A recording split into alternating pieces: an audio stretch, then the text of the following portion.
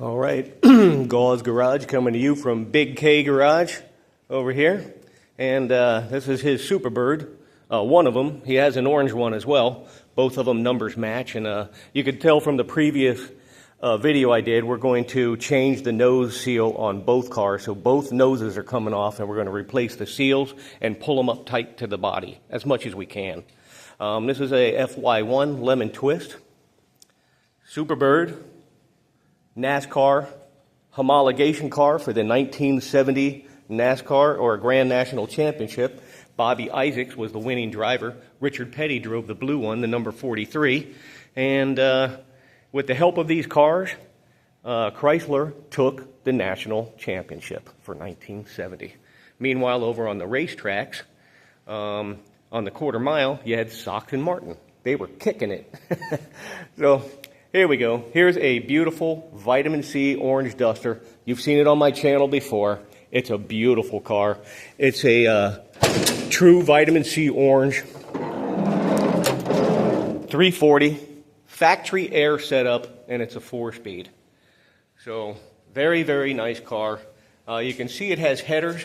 I have the 70 manifolds to fit that engine. So eventually, either myself or some new owner, depending on what happens, can put those on if they wish. But they will certainly go with the car, the exhaust manifolds. And I love these rally dashes on these A-bodies. And yeah, there's a tachometer in the center.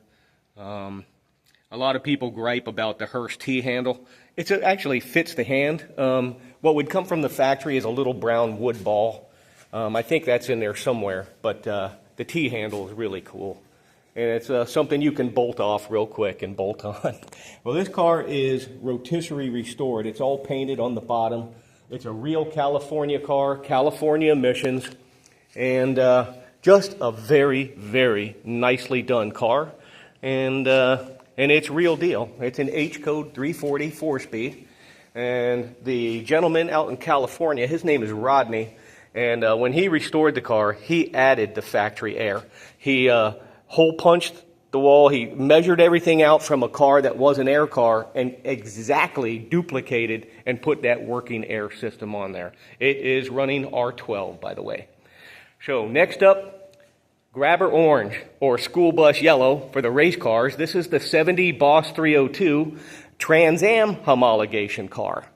Okay, and this car has 16 factory options.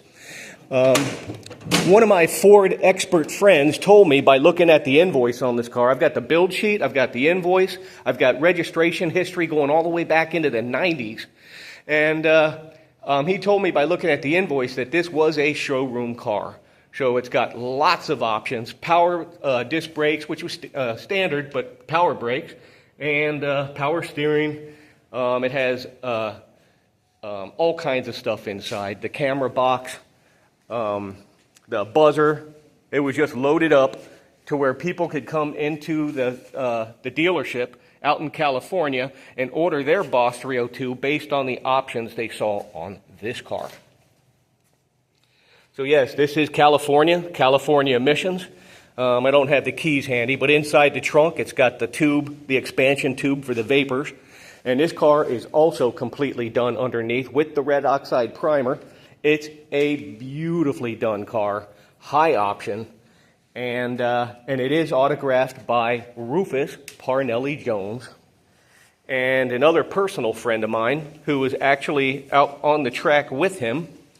And we'll see it right here. His name is Dean Gregson. All right, Dean Gregson is a friend of mine. He was the performance sales manager at Tasca Ford through all the performance years.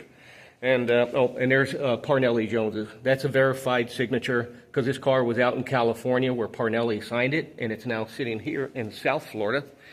But going back to Dean, Dean was also an independent Trans Am driver, red number 28. In both 69 and 70 seasons. But Dean was a driver, an independent driver, from the 68 to 72 Trans Am season, which exactly coincides with the golden age of Trans Am. So he was in the thick of it, right there with all the big names. And for those that know Dean, He is a classic special man. Very good friend of mine, and I consider myself extremely fortunate to call him as a friend. Next up, 68 Dodge Dart. First year on a regular production was the GTS 383 optional. And again, the story on this was that increasingly the competition, the Camaros and the Mustangs, were starting to put big blocks in the Camaros and the Mustangs. And Mr. Norm Kraus out of Grand Spalding Dodge in Chicago asked the dealership, or the factory rather, why are we not making big block darts? And the factory said they won't fit. Well, Norm Kraus and his crew put one in there. They drove it right up to Hamtramck in 1967, and they showed them that it could fit. And as a result, they made about 500 of them in 67 as a factory, kind of like a quick, addition. The new GTS came out. And in 68, this year, was the first year where you could actually get the 383 popped into the car. And what they had to do is no power steering, and so basically they did the body drop method.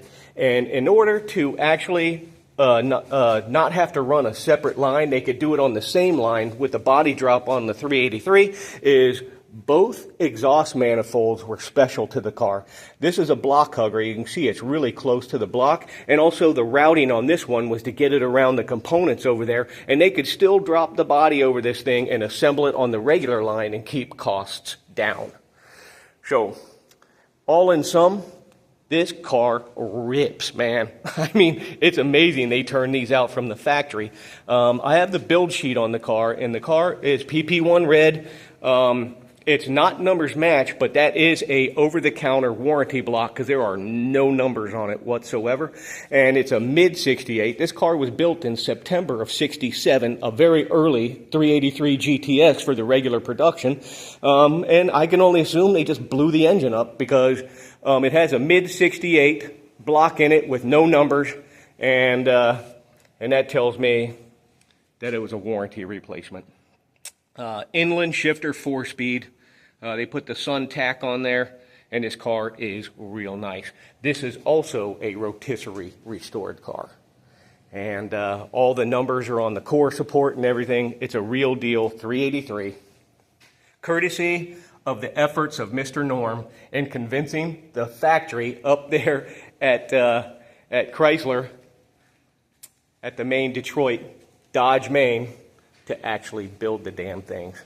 So the rest is history. They're Boulevard Bruisers.